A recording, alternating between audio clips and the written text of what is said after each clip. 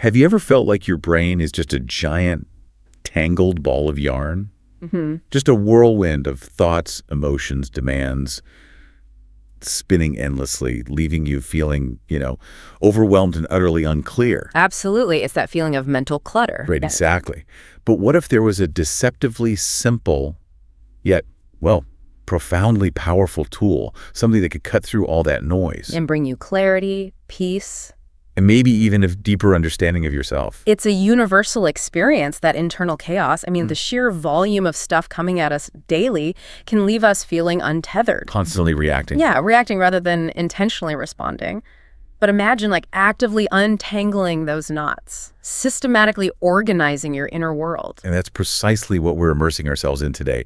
We're doing a deep dive into the transformative power of journaling. Right. We'll unpack how putting pen to paper or, fingers to keyboard could be this profound path to self-discovery. A sophisticated tool, really, for emotional management. And maybe even a surprising booster for your productivity. Definitely. We've gathered insights from, a pretty wide spectrum for this deep dive.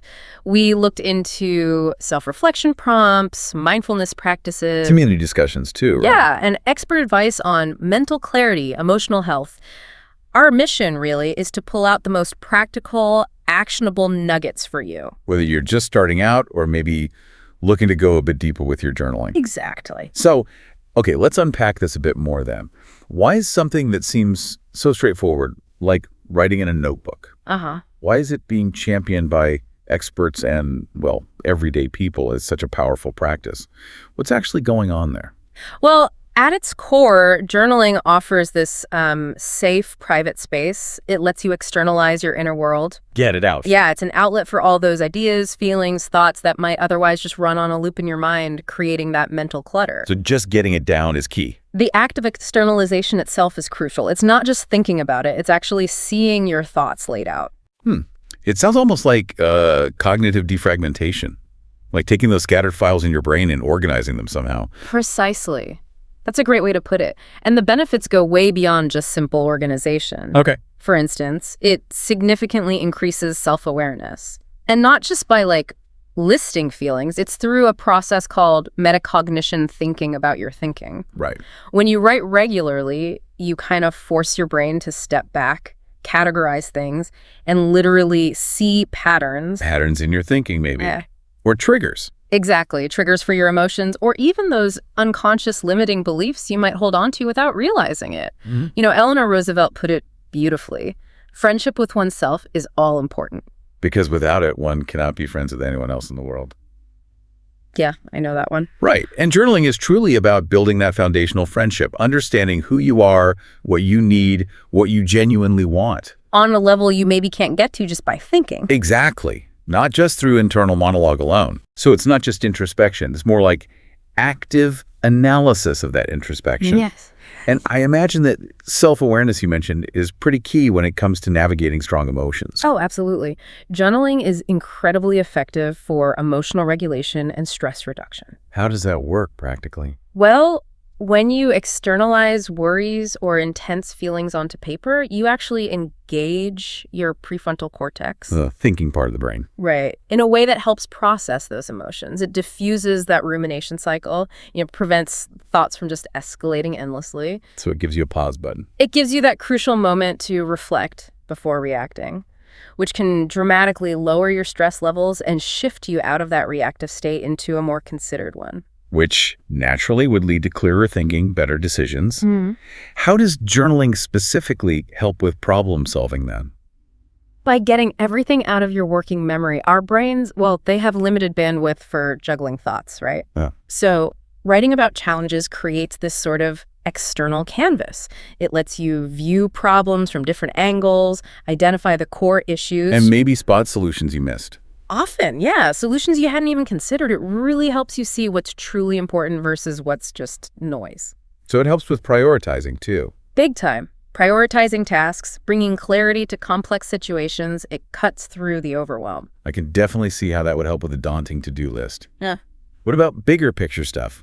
Longer-term goals? Absolutely. Journaling is a powerful tool for goal achievement and tracking your progress. How so? Well, the act of actually writing down your goals, It's not just about remembering them. It taps into a psychological principle called commitment. It provides accountability, serves as a constant, tangible reminder of what you're aiming for. And looking back. That's the other key part. When you revisit past entries, you literally witness your growth and progress. You see how far you've come. Which must build confidence. Exactly. Through concrete evidence of your own journey. That's a great point about the tangible evidence. Yep. It makes me think of someone like Leonardo da Vinci. Oh, yeah. His journals are legendary, right? Full of everything from engineering ideas to sketches. How does journaling unlock creativity like that? Da Vinci is a fantastic example. Journaling can seriously enhance creativity and inspiration, partly by bypassing your internal editor. That inner critic. Right. When you write freely, you create a space where ideas aren't judged prematurely. It stimulates new connections between thoughts that might seem unrelated. Letting your imagination run wild a bit. Exactly. Allowing it to flow uninhibited. Just like Da Vinci used his journals to brainstorm and experiment, you can use yours to explore unexpected ideas and cultivate those aha moments. Okay, one more benefit before we move on. You touched on gratitude journaling shifting perspective. For someone really grappling with negativity, what's the deeper impact there?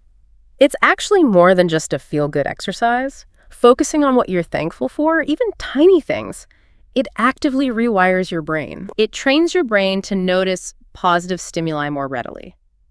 Our brains often have this negativity bias, right? Always scanning for threats and problems. Yeah, the default mode. Gratitude journaling helps you intentionally override that. It encourages cognitive reframing, broadens your perspective, shifts your outlook, builds resilience. Especially when things are tough. Especially then. It trains your brain to acknowledge the full spectrum of your experience, including the good stuff. Okay, so for someone who's thinking, all right, I'm ready to try this, but maybe they're staring at that blank page. Yeah, the blank page dread. That familiar feeling. What does this actually look like in practice? Here's where it gets really interesting. How do you even begin to fill it? That blank page anxiety is super real. It stops a lot of people. But the beauty of journaling is its incredible flexibility. So there's no one right way. Not at all. The key is finding a style that resonates with you, makes the process feel approachable, like an invitation, not a chore. Okay, so what are some of those entry points, ways into the blank page? Well, we can start with something called freeform, or stream of consciousness writing. Sounds kind of loose. It is. It's basically about letting your thoughts flow without censoring yourself, no matter how disjointed or, frankly, mundane they seem. Even if it's just, I don't know what to write. Exactly. Even if you write that over and over, it often acts like a primer, clears the mental static and helps you stumble onto deeper, more subconscious stuff. That sounds incredibly freeing, actually, but maybe a little intimidating for a total beginner, someone needing more structure. Absolutely. And that's where guided journals or using prompts can be invaluable. Like training wheels. Sort of. They provide a focal point, a kind of cognitive scaffolding. It makes the practice feel safer, less overwhelming. Especially if you're dealing with strong emotions. Definitely. If you're feeling heightened emotions, prompts can give you a specific entry point to process those feelings, rather than just activating general anxiety about where to start. Okay. And what about those of us who are maybe highly organized or constantly managing tasks? Can journaling help with that practical day-to-day stuff? Oh, for sure. For productivity and task management, bullet journaling is huge. Or even just integrating simple to-do lists within your regular journal. How does that work?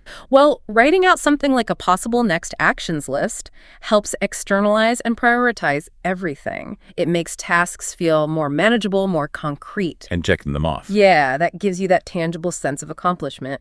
Plus, it's a powerful way to clarify what you actually need to do versus what can wait. It can really help tackle procrastination by breaking down big, overwhelming tasks. That's a really interesting link to procrastination.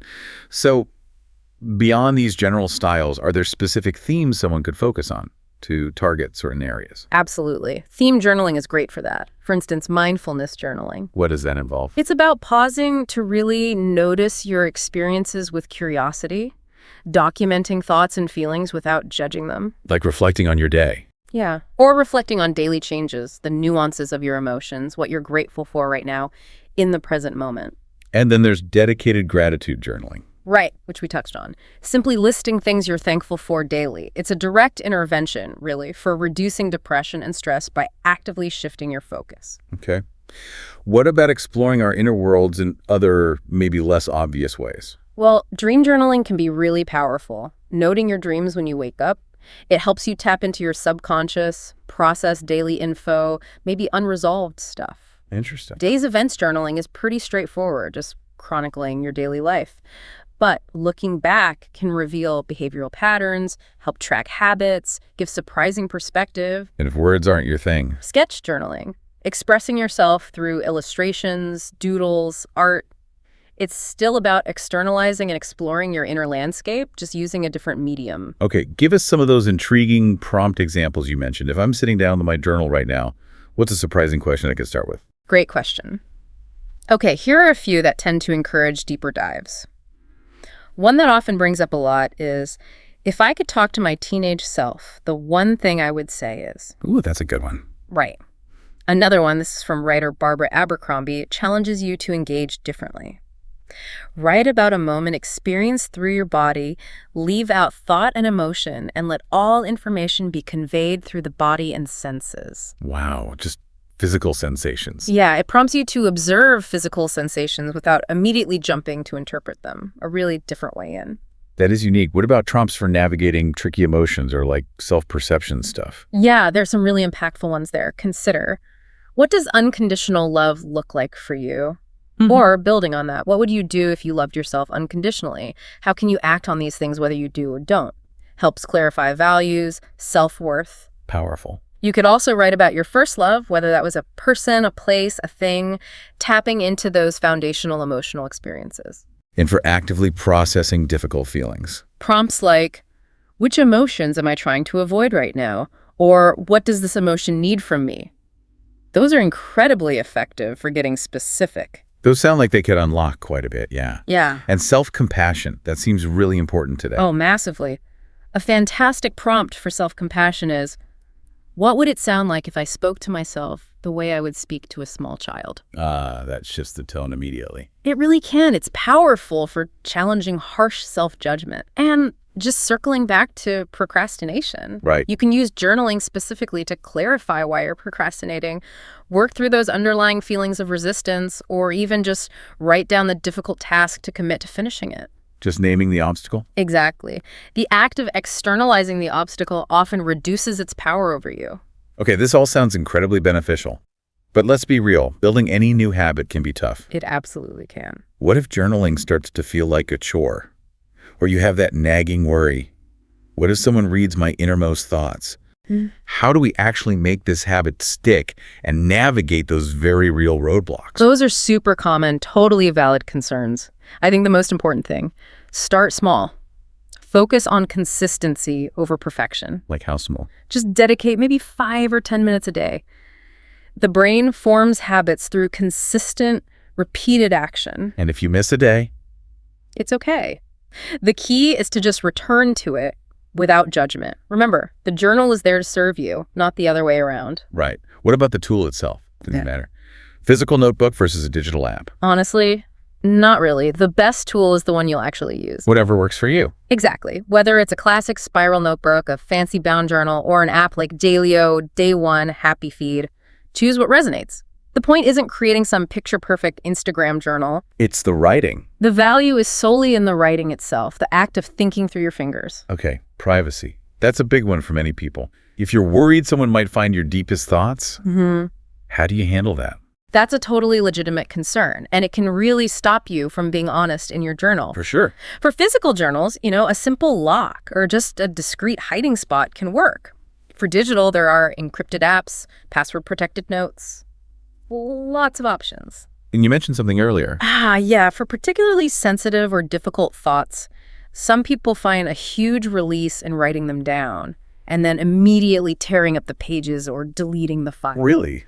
Destroying it? Yeah. The release comes from the act of articulating it, getting it out, not necessarily from keeping it forever. That idea of writing and destroying feels quite potent.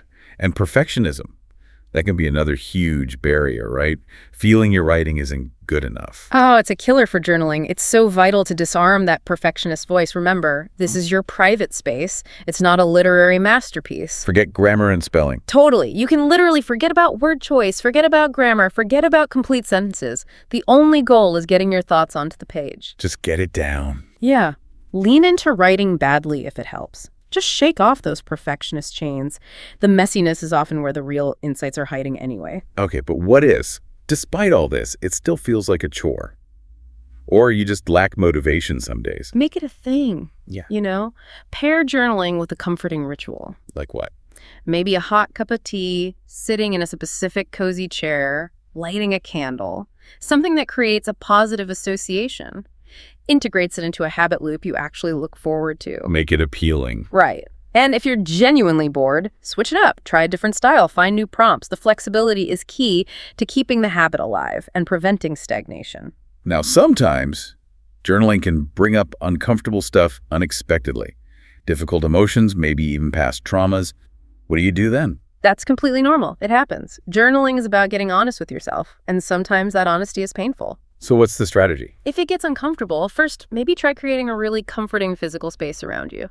Second, consider setting a timer for your writing sessions. Limiting the exposure. Exactly. Knowing you can close it after, say, 10 or 15 minutes helps prevent getting stuck in rumination.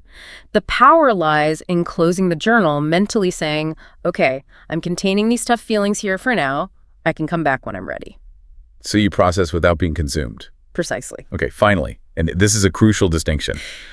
When is journaling not enough? When should someone maybe think about seeking professional help?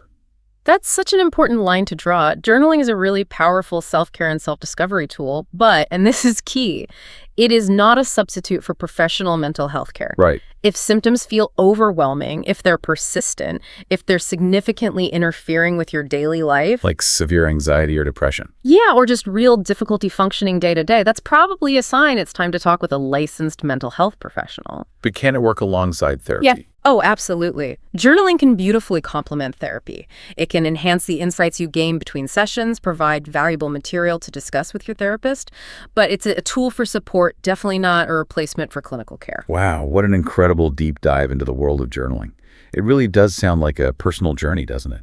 Towards clarity, managing emotions, self-discovery. And overall well-being, framing it not just as a simple habit, but as this powerful cognitive practice. Yeah. And remembering there's no single right or wrong way to do it. That's its true strength, really. It's the consistency. The important thing is that consistent act of engaging with your inner world, allowing yourself that private space to process, reflect, and ultimately grow. It's about building that profound dialogue with yourself. So consider this.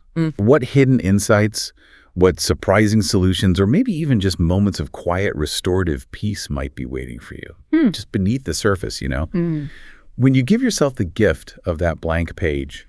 We really encourage you to explore journaling further, maybe through simple daily reflections, or perhaps diving into some of those specific prompts we talked about today. Definitely worth exploring. Thanks for diving deep with us today. My pleasure. We'll see you on the next deep dive.